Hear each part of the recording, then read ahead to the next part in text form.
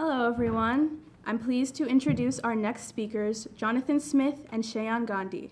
Jonathan is a graduate student at Penn State studying architectural engineering and the founder of Streamline Charging. Shayaan is the strategy lead at Streamline Charging, an EV startup focused on making fast charging more flexible and accessible.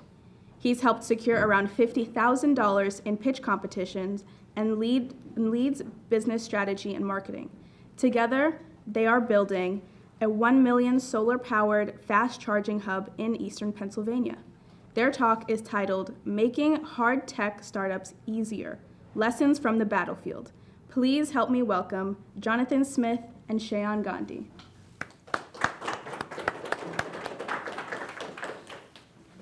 Well, thank you, everyone. Today we're going to talk about, hard tech startups. Really what I mean is hardware, anything that's not really like your generic software startup, something that takes a lot of time and a lot of soul, and we're going to tell you how to get it done. So the talk, we also have a guest speaker here, Kevin Harris from Wavebreaker Technologies. So Kevin did Summer Founders 2 years ago, and we did Summer Founders program last summer. So actually, do you want to introduce Wavebreaker real quick? Yeah, sure. Just a quick intro, and you'll find out more later here. But we're designing and developing a waterproof storage container that mounts on top of kayaks that will store anything from drinks and snacks to important items like your keys and your phone. So I'm excited to share that with you this evening.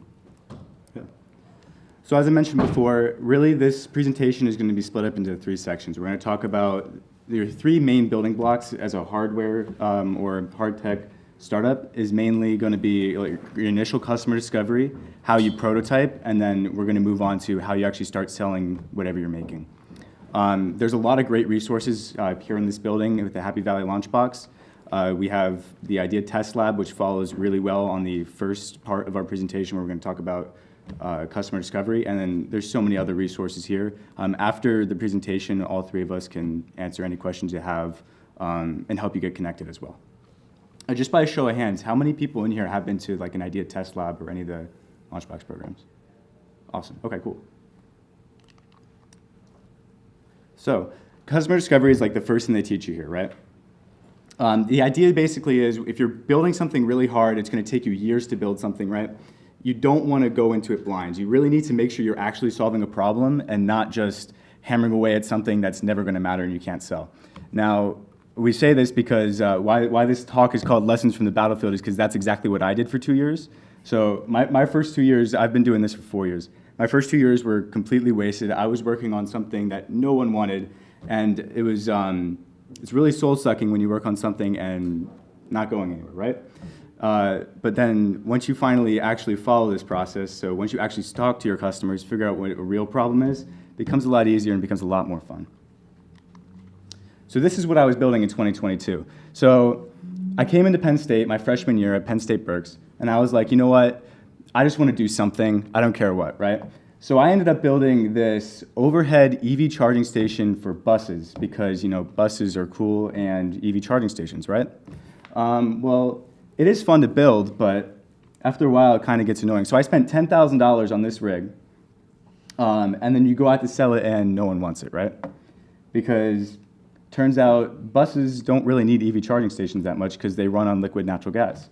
Like the Cata buses, they don't run on gasoline, they run on compressed natural gas. There's no such thing as like an EV bus that's in mass production. So that was a hard lesson dealt that was very easy to avoid if I had just talked to someone at Cata, right? You guys are all here at Penn State. You can easily I could have just found the person who runs Cata or even talked to someone at Penn State Transportation, and that would have saved me $10,000 and a lot of sanity. So coming out from this, I was like, okay, buses don't work, right? What else is there in EV charging? I'm like, there's some statistics out there on the web, like 80% of charging is done at home, right? I'm like, okay, well, what about apartment buildings? And now this is your initial thought is hypothesis, right? I'm like, okay, maybe apartment buildings don't have a lot of charging stations. Maybe people aren't satisfied with them. And instead of just trying to build something for it like I did the first time, go out there and actually let's test this, right? So it turns out a lot of people really get stuck up at this stage, right? They have their assumptions, but they're scared to go out there and actually talk to people. Like, how do you go and find, I don't know, how do you go find a bus person, or how do you go find some EV drivers? Well, for a lot of people, it's pretty simple. If you look at a map of Philadelphia, there's a lot of apartment buildings, and there's a lot of EV charging stations. So we basically just went out there and sat there for 2 days. Me and Cheyenne and like 4 of my friends just sat there and just talked to people. It's kind of crazy what you hear. Apparently, so this was at the time when Hertz, you remember when Hertz bought like 50,000 Teslas and then just didn't go anywhere? Apparently they were renting them out to Uber drivers. So 80% of the people using the charging stations in Philadelphia were Uber drivers. It was their second car, and they were just there because they gave them a Tesla for super cheap. That's something you're never going to find on the internet. It's something you're never going to read in a news article. You're only going to see that by going out there and actually talking to people. So what we learned from like Philadelphia, and it took us another year to actually find a big issue. So the big issue we solve now is the cost to install in retrofit situations is very high. So like if you're building a new apartment building, it's really easy to install charging stations. But if you already have an apartment building you want to do it, it's very expensive. So that's what we're focusing on now. But the real lesson here is don't do what I did. Don't sit there for 2 years and think you know what you're talking about. Let other people tell you what you need to do. And you won't end up trying to build a $150,000 bus charging station. You'll build something that actually is meaningful, and you'll be a lot happier. Now I'm going to hand it over to Kevin to talk more about the prototyping process. Thank you, good sir. So, this is a spider web. And I didn't say I did anything with spiders. I do kayaks. But I am here to talk to you about prototyping. And so this is prototyping. And I try my very best to explain to people that when you prototype, it's like being anywhere on the spider web. We're going to be right here today, I guess. And you're at an intersection, and every direction is a different decision that you can make, right? So for us, sometimes it's, do I make this piece out of wood or metal or plastic? And it doesn't matter which choice you make, because you're going to have more choices. And when we're prototyping, we can't fail. That's important. Like we can't fail, and there's an exception. I'll get to that next. But as long as we're moving forward in this web, and forward doesn't mean from left to right. It doesn't mean on one strand. It means you're moving and you're testing things. And so, as he mentioned, you have to go out and you have to talk to your people that you think want to purchase this. And sometimes, and let me rephrase that, you need to talk to the users in the beginning, because they're the ones that have the problem. They're not always the ones that are going to cut the check, but they're the ones that are going to be utilizing your service or your software or your invention. And so the only way I believe that we can fail in this prototyping process is by spinning our wheels. So this is a different spider web. And so this dark hole here is where we don't want to be. And that's when you go out and you talk to people, and then you talk to more people and write a paper and talk to some more people, and you can research till the cows come home. But until you build something that's going to impact someone's life, you know, you're not an entrepreneur, that's for sure. So I just want to walk through now what this process looks like for my invention.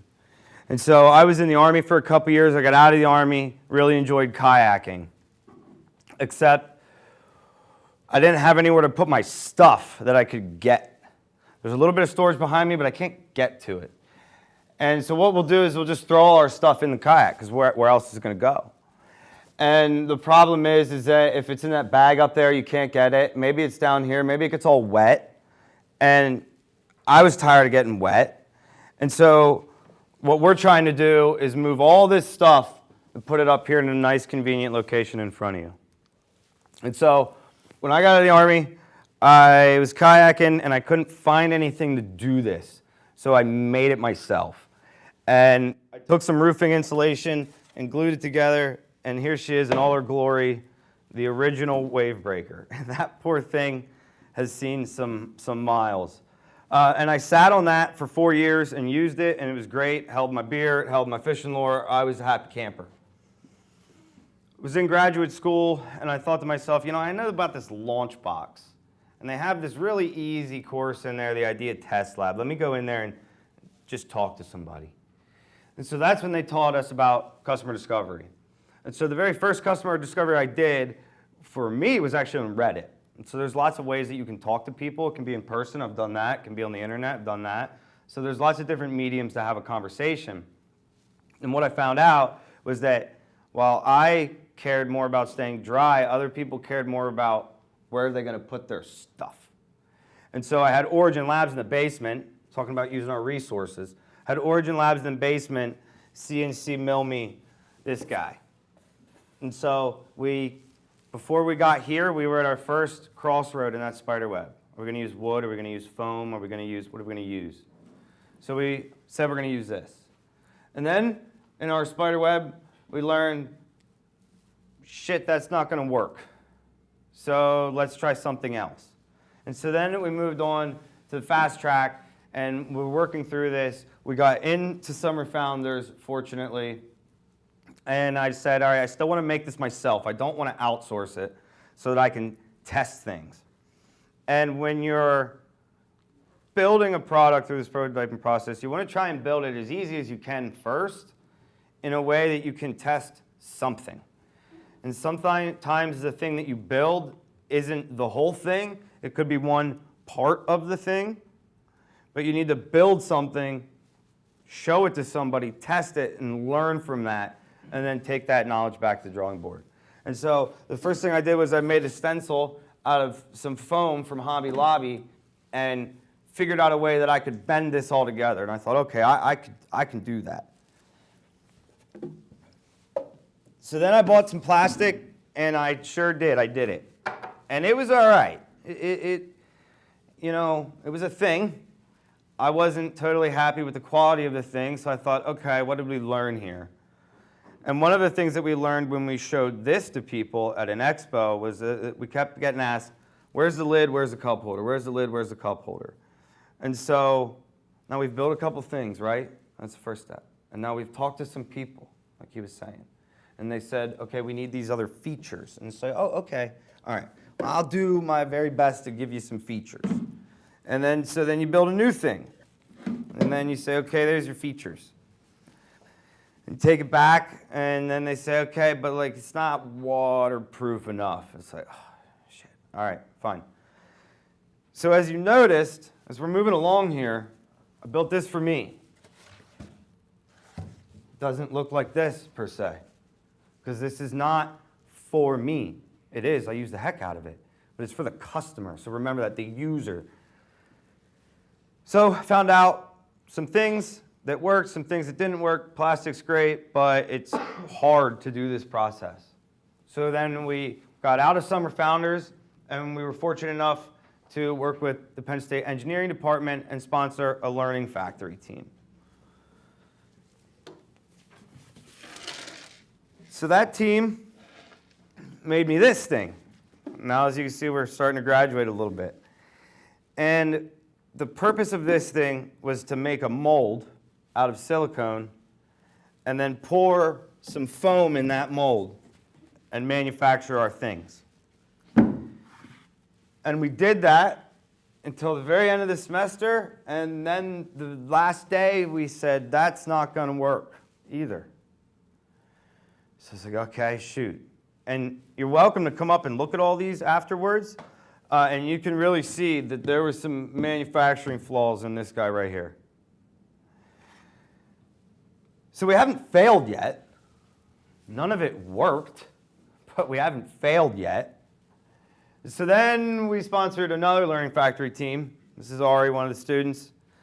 And they really took it to somewhere where it's like, okay, now we have a thing that has the features the customers have requested, and we feel good about putting our stamp on it. And so we're now moving forward with this, and we've implemented things that we learned along the way. And this one here this one did not work. But we learned we can 3D print these suckers. So it was like, even in a F, we still learned. So we didn't fail. So as long as you're continuing to move forward, then you're prototyping successfully. And you need to be incorporating user feedback, user feedback, user feedback. Sometimes the user is a customer, sometimes there's a customer and there's a user. So think about those things. So in prototyping, as a recap here, you can't fail. Think about that. You can't fail, and you need to have that mindset. With the exception that if you get stuck spinning your tires, then you're not moving on that spider web and you're stuck, right? Get eaten by the spider. So like, keep it moving.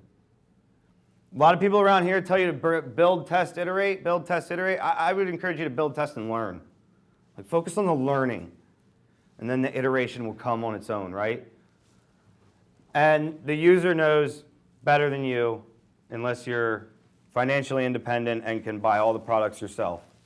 So when you're prototyping a hard tech startup, and any startup, think about that. Thank you very much. Thank you, Kevin. Before I go to my slide, I guess I want to give the floor back to you guys. You're all here on a 6 p.m. on a Wednesday, probably have an idea you're working on or looking for inspiration. So if anyone wants to volunteer and tell the room what are you working on? Go ahead. So me and a few friends are working on a software tech startup right now. We're working on a community development based app where you basically have your location set for wherever you are. You see small businesses around you that have partnered with us that basically you can check in and as you check in, you get rewards at the stores that you visit and the other small stores in the area. We suggest stores to you based on your usage and the categories you search or the ads you see. We started off as a third space development thing because we saw a bunch of malls were going dead. It's called Neighborly, to resemble Neighborly. But the third place movement has been slowing down right now, but we still want to move on with the community development based on gratification. Okay. And I guess based on what John and Kevin have mentioned, we've talked about customer discovery and prototyping. If you'd like to share with the room, how is what they've said to you about hard tech been relevant as a software company? Because why I say this is, I'm going to talk a little bit about sales and marketing a little ahead. And I just want to know your perspective with marketing to direct to consumer compared to hard tech. So I've also been looking at hardware. Personally, I have other ideas that I've been working. I was employed in the makerspace at Penn State Abington for 2 years, and before that, I was also working on like wood and stuff. So I personally have stuff that I would like to do in hardware. So that's also one of the reasons I'm interested in doing it. But for the company that we've been working at, it's more of like hard tech can be used by us for like the check-in stations, for events that we can put out in there, because we're also looking at like library events, because it doesn't have to be just a small business, it can be any event that's happening in the community. Right. So that was another interest of mine being in. But for marketing wise, we're hoping to do it in the phase of like loyal customers to the small businesses that we're focusing at. We're marketing to the business owners, and by that they can give their customers a bit more love in sales that they can access easily, faster. Awesome. I'm glad you mentioned the last bit. So I'm the sales guy. Something that we learned, and something that John mentioned earlier, when it comes to, sorry, I should probably stand here. I just have the mic. Yeah. Something that John mentioned earlier about customer discovery, and then Kevin went into prototyping. A lot of the times when it comes to creating a product, either software-based or hardware-based, we're taught that entrepreneurship has these phases, right? You do customer discovery. You think, okay, you think you know exactly what your customer wants, and then you move to prototyping. And then again, like you said, you build, learn, and then you're taught to iterate. And then the final stage is usually selling, right? Because that's where the money is going to come from. But a lot of the times, it's less a series of steps and more of these interconnected links where you keep going back. You never stop customer discovery, just because even the biggest companies out there, for example, in the EV space is ChargePoint, or in the tech space is Apple, they don't stop customer discovery, because if you do that, you're stagnant. At that point, if you stop customer discovery, you're not innovating. You have the same product that you're going to keep selling, and most importantly, you can't. What you want to do as a company is keep expanding to adjacent markets, and if that's why you don't stop customer discovery. So you don't do this. You don't be this guy, right? You don't call someone. You don't call a customer and tell them you want to sell something. You first start with the sales process. And for hard tech, the sales process kind of starts before you have a final station. For us, we're currently installing our demo station in Hazleton in a couple of weeks, and that sales process didn't start today or even last week. It started months ago. One thing that's really important in sales, especially hard tech sales, is that unlike a software company, which has the flexibility to create a product in a week, a bunch of developers come together, create a product over a week or weekend, and then try to sell and then reiterate, you can't do that with hard tech. Once you have your product, just like Kevin mentioned, once you have your product, yes, you can keep innovating, but you're also spending a lot of money creating that product. And so an important thing about sales is you start building relationships early on. One way we did this was the amazing advisors in the launch box who have connected us to distributors and investors, and I'd really recommend that you guys speak to them, because they've helped us come a long way when it comes to building these relationships. And coming back to customer discovery, those customer discovery calls, when you speak to clients, can also convert into sales going forward. So it is a cycle of trust that keeps going. For example, John spoke to a distributor early on, like maybe last year, just as a customer discovery call. That's how we went into the conversation. Try to understand what a distributor is looking for. Just because the EV charging station market is getting more saturated. And the intention of the call was just understand, hey, who are your clients? Who are you distributing to? And what are your clients looking for? Fast forward a couple of weeks, the same distributor gives us a call and says, hey, you know what? I actually liked the conversation we had. You weren't trying to sell me anything. You just wanted to know what I wanted. And it seems like our interests align, right? So treat every relationship that you build as less transactional. It is transactional because you're trying to sell them something at the end of the day. But it is also these same people moving forward. If you build a cycle of trust, they will help you going down the line. If you show that you care about them, then they will eventually also care about you. Finally, like you mentioned earlier, when it comes to marketing, there's a lot of things that you want to keep in mind when you have any kind of product, whether it's software, hardware. Our first instinct in a very social media based world is, you know what, I have a product, I'm just gonna create an Instagram account, of LinkedIn, I'm gonna write blogs, I have my website, and we'll see how it goes. You can spend a lot of money on Facebook ads and Google ads, and it's the same kind of investment. You're spending a lot of money creating your product, and then you're also spending a lot of money marketing it. But people don't care when they see, I'm sure everyone's doom scrolled thousands of times, and you get thousands of ads while doom scrolling. You don't care to click on any of them because you don't have a relationship with any of them. So how do you build that relationship, right, with a random audience? So it works differently for every company, but one of the best ways for us was, like I mentioned, meeting people through relationships. So for us, what helped was having those advisors and them helping us meet other people. And second is conferences. We went to a conference last year where we meet a bunch of people, and one conference will do you.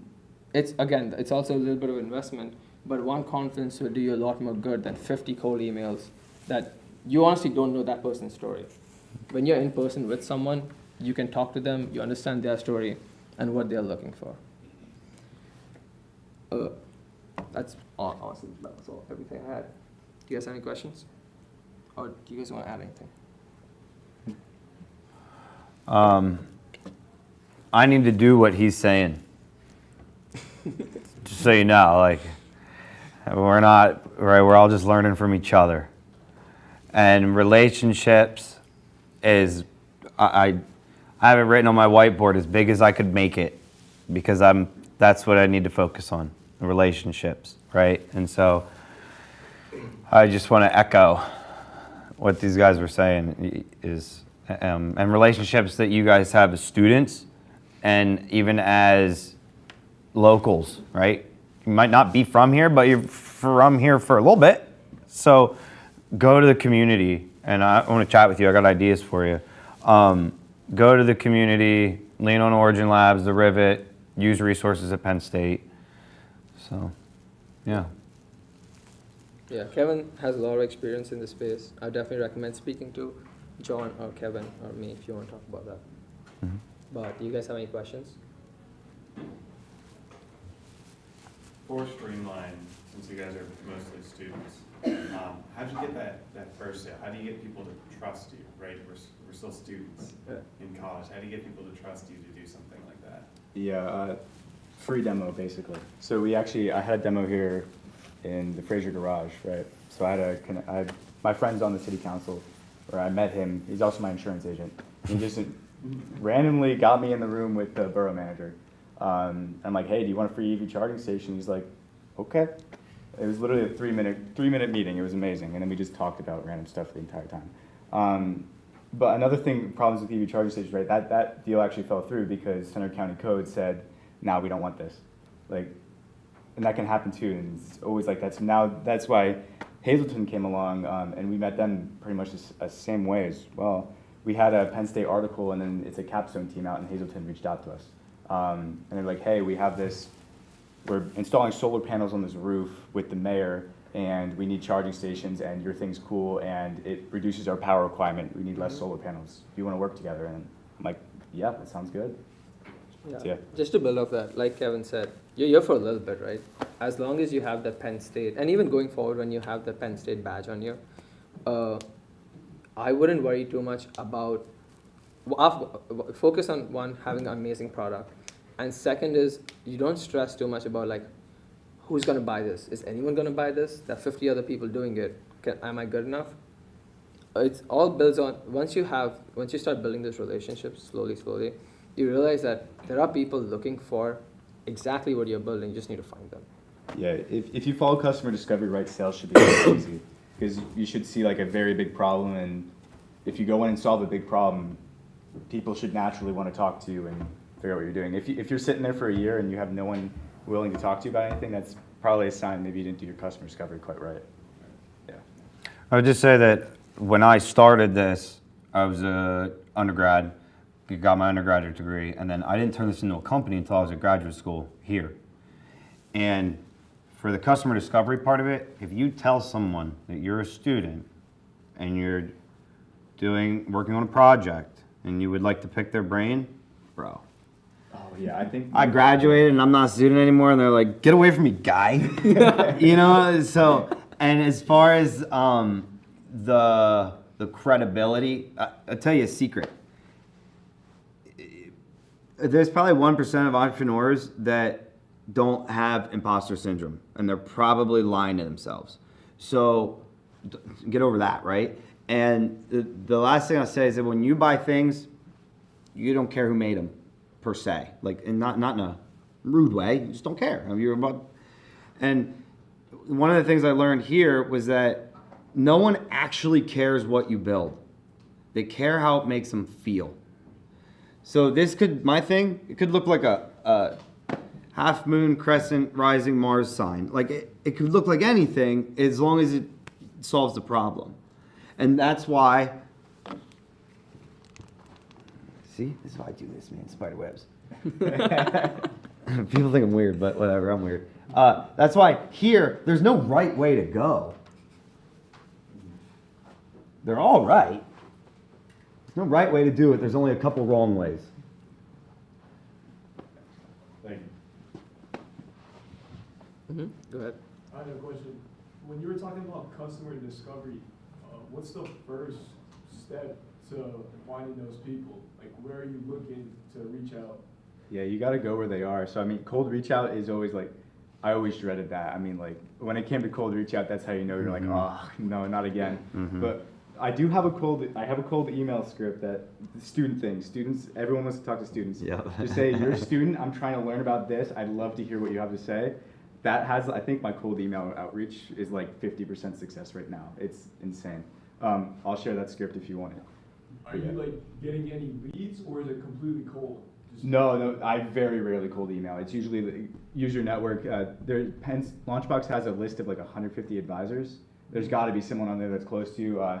Whenever you're in a customer discovery review, ask if there's anyone else you should talk to. Like every customer discovery interview I go to, I always get like at least one or two people, like extras. You'd be surprised to people. Like I was talking with, there's a guy in the College of Engineering that manages the new building, and he knows the guy who ran transportation services, and he knows the guy who did all the cleaning training for the entirety of the university, and that's how I met those guys. Like, it's definitely just using the most of every person, make sure you're friendly with people, and ask them for references is the best way, the fastest way to get interviews.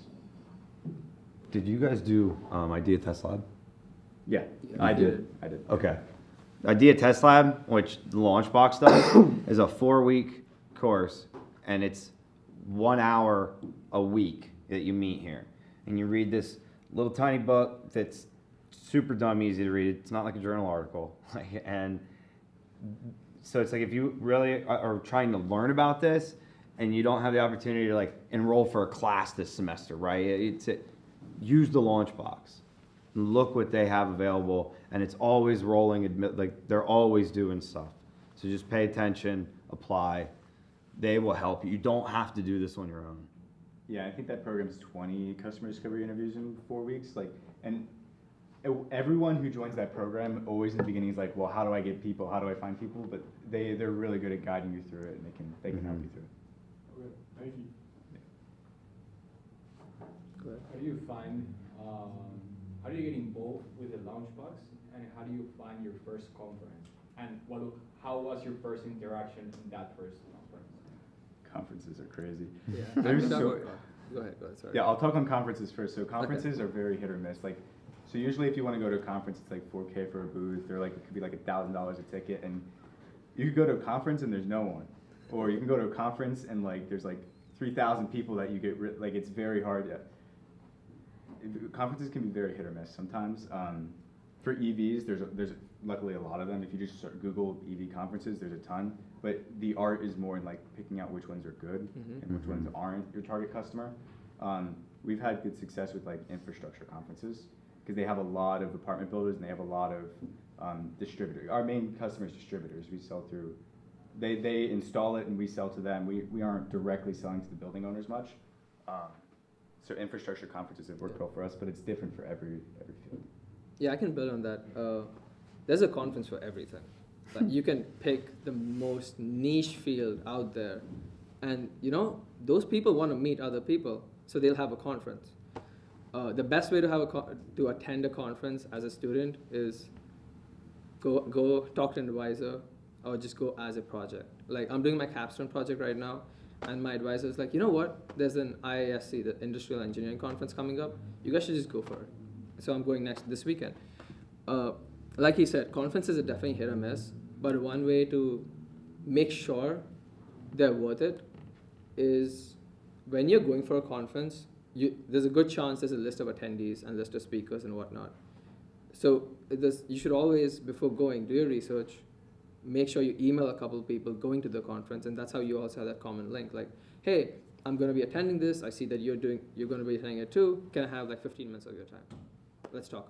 Can we just talk? And people are very perceptive and willing to meet at a common event like this, rather than just a cold outreach email where you want their time over Zoom. If they see that, oh wow, this guy is coming to me at this place and he wants to meet, they'll be like, sure, let's talk about it. There's your majors again? Oh, majors? I'm industrial engineering. He's architectural engineering. I'm a geographer. You know what I mean? Yeah. Like kayaking and making stuff. To answer your question, how do you get involved with the Launchbox? Come in, second floor. Get off the elevators, and then you're gonna turn right, and then you're gonna turn right again, and then you're gonna walk in, and there's gonna be a guy working there probably, Jason. Just say, hey man, Kevin told me to come talk to you, and he'll probably be like, oh God, that guy. All right, I'll help you. No, but seriously, that's all you gotta do is you can just come in, or their website. I think I don't know it off the top of my head, it's not a Penn State site, it's like an Invent Penn State site, because they're partnered with PNC, and so the community can also use these spaces. That's the one thing nice about the Launchbox, it's not exclusive to students. Now that being said, it's a majority of students, but there are also people that work out of this building that like you could run into this lady, and she said, hey, my husband makes things out of plastic for car parts, you should talk to him. And she's there working, she's not a student, she's just working, you know what I mean? So come into this place, check out the website. Yeah, just walk. I think Nathan was in here too. He works there. Yep. He walked out. Yeah, just go in and just find someone that works there and ask them. Mm-hmm. Yeah.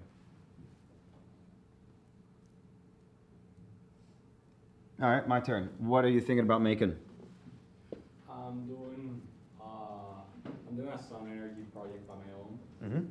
The thing is what I'm trying to do is do a device that catches the sound and creates energy, an energy like could be electricity, etc. Okay. I'm just in the baby steps. Yep. I'm starting a prototype. Last week I started a prototype. Nice. That's it. Yeah. I'm still in the baby steps. For real. I don't have any sales yet. So if everybody, if you don't like us, you can just leave. Otherwise, we have 20 minutes of your time. And so why don't we open it up and say, hey, who's prototyping? What are you stuck on? What can we help you with? What guys and girls doing that you need some help with? We're here, you have us. Yeah. So currently we're trying to create a longer lasting, more sustainable version of the dry erase marker. Mm-hmm. We sponsored a learning project team. Nice. Currently we have, so the main differential part of the marker will be the tip aspect. It'll be like a rollerball tip instead of felt, chisel. Mm-hmm. We are stuck at essentially just the physics of it. But that's a pretty big part of it too. Yeah. So what he's speaking about is the learning factory, and that's the engineering department. And I'm working on my third team this semester, and they've done the last 3 pieces on the end there. So that's a wonderful program to have other people. I'm a geographer, right? To have some engineers work on it. And so how are you managing the team in a way that is it just the physics of it, or is it, and that's it that you're stuck on, right? Or is it getting stuck not building and testing? We have 2-3 prototypes out already. It's just they work, but they just don't work to the degree that's usable in a sense. And we're just kind of iterating off the previous prototype, seeing what did good and what didn't do good, change it up a bit. I think the most recent one we implemented not roller balls, but ball bearings inside to help it spin better essentially. Because we're stuck around the friction and how it has to be enough friction to roll, but not enough friction to get stuck essentially. What I would say, and I can't help you with the physics of it, but I can help you through some of the mental stuff. So one of the things is there's different, like I said, there's not any right way to do things, but there's a couple wrong. One of the ways that you can do things is to sell as quickly as possible and get feedback. And so you could sell them as is, knowing that there's some wonks, and try and get feedback from people and then work it out. I didn't do that. And so what I did was, this will work right here, but it's not up to the quality like you're talking about. And so what I would encourage you to do is to keep working at it, right? And like, there's, the best advice I ever got was to slow down. And so like, there's a lot of rush, right? There's like, we gotta get it done, we gotta fix this problem, we gotta make money, run out of money. There's always a fire, but like, I would just encourage you to keep going. And I don't know if you guys have more, like you guys have more technical products. So how did you work through some of the, you guys are running a lot of electricity, right? How did you work through that? Maybe that'll help. I think even our demo station isn't perfect. Like it's definitely, it looks, we're using like electrical systems meant for industrial systems. It's very like haphazard and put together, but I think the main point is you need to get it in the hands of customers as soon as you can. You still might not be there yet. You still might just be in prototyping hell until you can get something like an MVP. But I would encourage you as soon as you can, just see what customers think. Like who's your market? Who are you going to sell this to? What problems is it solving? And see what they say. So like if you're going for a long, like who are you thinking your main customers are? Currently, we're trying to target universities. Okay. I think starting at Penn State. I was in touch with like the procurement officers to see if they're interested, and they did express interest. So I got to talk to them a bit more. So when you're in your customer discovery, did you actually pitch them the product? I did not. Okay, good. Okay, yeah. So if you know there's interest out there, I mean that's your North Star. That's like, okay, this will work. You just got to technically figure it out. That's a really great place to be in when you know if you can do X, then you'll be good. Most of the time it's not that clear cut. So that's actually kind of nice because now you can just bunker down and just do that. So in my research, like we're doing carbon capture and we need a certain energy figure for it to be commercializable, right? Like we have the figure set in stone and we're 100 times that, right? Now it's just a technical issue of, well, now we got to go figure out how to reduce energy requirements.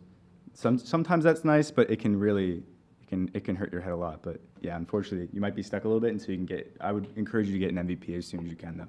Everything is like an artificial deadline of just the capsule team. Right. Oh, yeah. Right, always. But you can continue that project. I would encourage that. And I can talk to you more about the Learning Factory after this if you'd like to. It's like, Maybe next year do another one. Yep.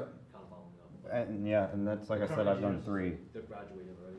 Yep. Yeah. And we can talk about that after too if you want to have some thoughts. But so I guess the takeaway from both of these things is use things that are already out there that aren't meant for your thing, right? And so like they're using an electrical component that's meant for this, and we're just going to take it and we're going to use it because it works here.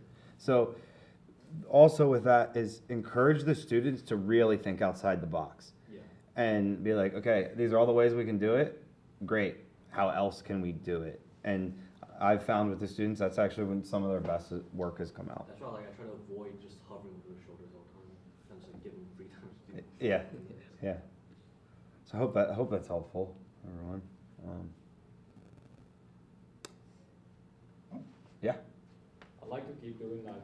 My plan is to keep doing the prototype, but after that, I don't know. I mean, if I demonstrate that I can catch sound and then convert it to electricity, I don't know what else to do. I don't know how to get to the market. I don't know how to build an MVP, for example. Mm-hmm.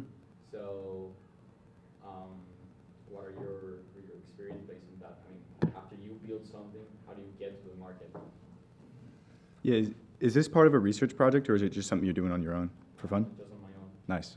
So yeah, I think if you can prove the concept at all, definitely like let me know. So I know a lot of people in the acoustics department that would be very interested if you could do something like this. And I've heard of systems like this in like literature, like just from reading journal articles, which don't do that. Well, I mean, maybe you should, but yeah, I think if you can prove the concept, definitely go out and there's definitely people out there that would be very interested in what you're doing, because it sounds cool in practice. But I would go out and talk to people while you're trying to develop it and make sure, like, see what their realities are. Maybe there's something already out there that's similar that you could work off of. It sounds like it's a very, like, almost research-driven project. So I would maybe see if there's any Penn State researchers working on something similar, and see if they have any insights that could guide you. Something interesting you could do. Oh, sorry, cut you off. If, like John said, good to talk to people who are actually working in the space. Maybe a professor will be like, you know what, that sounds cool. You want to be a grad student? Let me sponsor you, and you can just do this project as your own thing. I'll just pay you to do that. So, like he said, a lot of people out there who are looking for interesting things. If you need help with creating a team, again, the Launchbox is a great place to meet people, get more hands-on your idea. It's always good to have multiple eyes on. It's there's like two policies, right? You want to safeguard your product, but you also want other perspectives. So how do you do that? One good way is find entrepreneurs. Like this room itself is a group of people who want to build things. So if not to directly build a team, but just to get eyes on that, is just talk to as many people and be like, you know what, this is what I'm working on. Relevant people, not just anyone. Like people who understand what you're doing. And I forget my final point, but I'll pass it on to Kevin. Yeah, no, the launch box. That's the resource that's here. You know, they'll point you to more resources that are here, but start at the launch box, for sure. Yeah, if you want after this, I'd be interested to see what you have. I might have some insights too. When you hit a wall when you're prototyping or whatever it may be, what are the best methods that you guys have for, I got comments, but I think you should go ahead.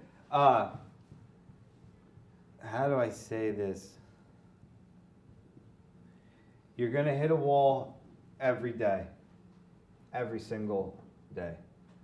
And if you're not ready to get your tush kicked like every day and hit the mat, if you're not ready to get up after that, then graduate and go work for somebody. And so I can't necessarily help you figure out how to, like, there's no secret that works for everybody of getting off the mat. But what I do know is that if you make getting up off the mat a habit, habits are easy. They're habits, that's how it works, right? And so if you hit a wall and you fall and you get back up, if you do that enough times, you're just gonna get back up. So I can't tell you the secret sauce, but that's just a way to look at it that might be helpful. What do you guys have? Yeah, I hate prototyping hell, and I'm in it like forever. But it's a lot better if you know what you're making is good. Like if you can do this, then people love it. If you're solving a problem, that helps a lot for me personally, because otherwise you could just be like, why am I doing this? And like then you have like a depressive spiral. Not speaking from experience at all. Yeah, don't build bus EV charging stations. But yeah, for me personally, knowing that if I can accomplish X, Y, Z, then it helps these people. That's why I get up in the morning. That's really what can get you through it. But yeah, prototyping does feel like you're banging your head against a wall repeatedly with no end in sight sometimes. Mm-hmm. I think hitting a wall isn't just in prototyping, right? It's in almost every stage of this process. And a lot of the times, something that you should always have in mind is, firstly, you should have mental clarity. Like, how obsessed are you with your idea? Like, when you have an idea, right? Is it just something that's going to motivate you? Is it like the 3 a.m. motivation type thing that you think is a good idea at that point in time, but then you wake up in the morning, it's like, oh, you're just going to go. Is it something that you wake up in the morning and you're still thinking about, or is it, are you waking up and just going by your day?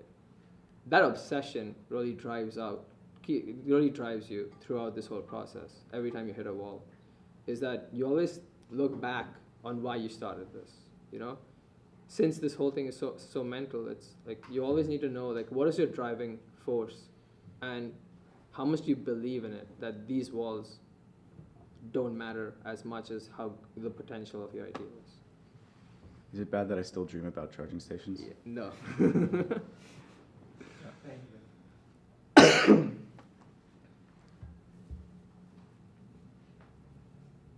that all that's getting built in here? A lot of people for only 3 things. I know you're building something. I saw you at the ag thing on Monday. Oh, yeah, I'm building an app for dining halls for Penn State students, so they can go open the app and click any of the dining halls to get the meals, or order food, or see catabuses, or even make a profile and meet and match with other people. So it's like 4 things right now, so I'm having trouble almost getting a focus for what the app really is, and then marketing it, because I know a lot of students would use it if they knew about it, but. So I can. Yeah, go for it. So what you're talking about is the difference between who are my customers, who would use this, and who is my beachhead market. And so the beachhead market is like, okay, all of these people will buy my thing, and they'll all buy it for different reasons, but you got to pick one of them first, knowing that, okay, once we penetrate here, we'll go out elsewhere.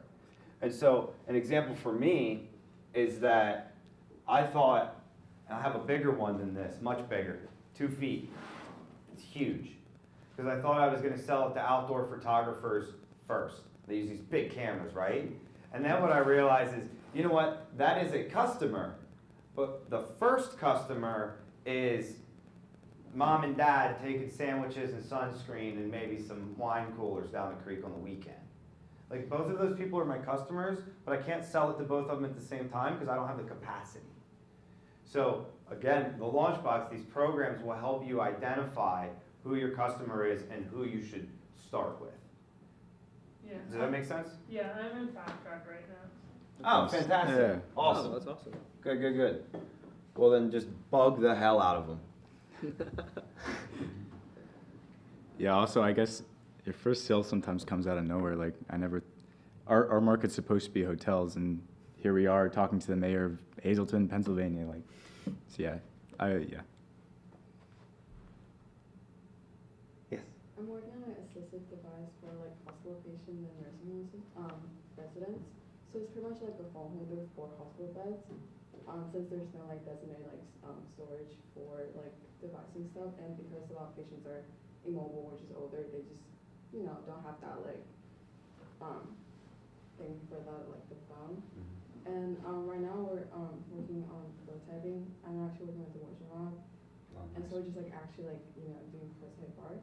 I guess my question is like, what do you do while you're waiting for your prototype being made? Short answer, I guess, talk to more customers. You can always do that, right?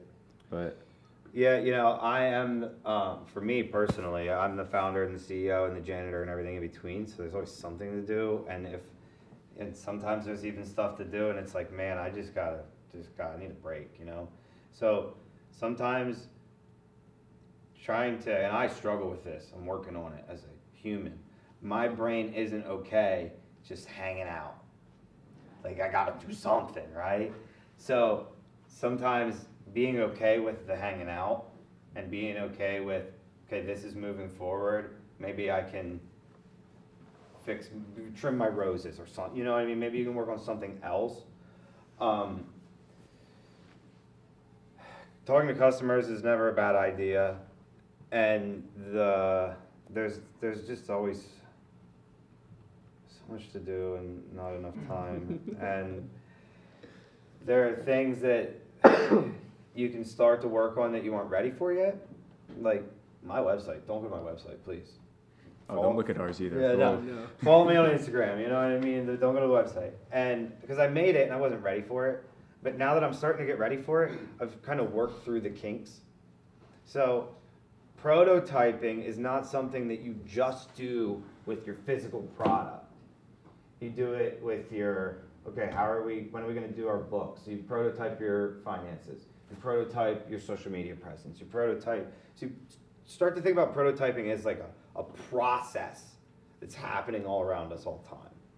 and then maybe you can, because I know for me personally, like feeling productive sometimes is tough. So if you struggle with that, you can try and look at it through that lens, and it might help, might not. But, you know.